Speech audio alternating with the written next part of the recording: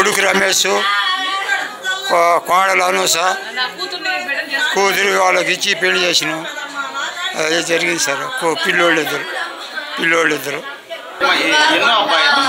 నా కొడుకు ముగ్గురు కూతుళ్ళు, ఒక కొడుకు అయ్యా, ఒక అబ్బాయి, ముగ్గురు కూతుళ్ళు.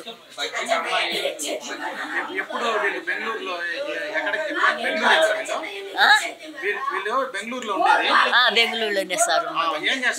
కంపెనీలో సేల్స్ మ్యాన్, కంపెనీలో ఉన్నారు. ఊరక జీతానికి కోడలు ఇద్దరు.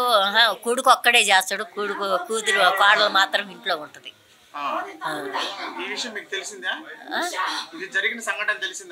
తెలిసింది సార్. తెలిసే కదా అడిగేది. 3 గంటలకు తెలిసింది సార్. తెల్లారుజామున 3 గంటలకు తెలిసింది. ముగ్గురు ఆడపిల్లలు సార్. అయినాయి సార్. ఆ డోర్లో ఇలా కాలిపోయి ఉంటారమ్మా.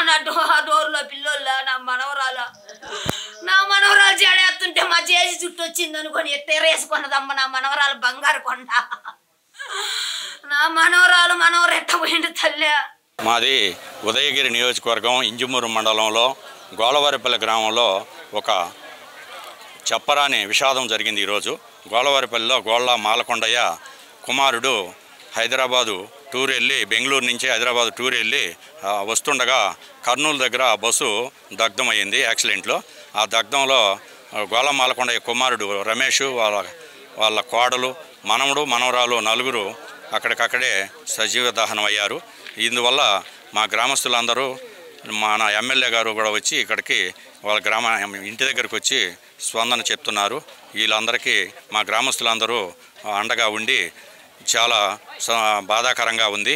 మా ఉదయగిరి నియోజకవర్గంలో ఈ గోలవారిపల్లిలో జరగడం కూడా ఇదే ఫస్ట్ సారిగా మేము చింతిస్తున్నాము.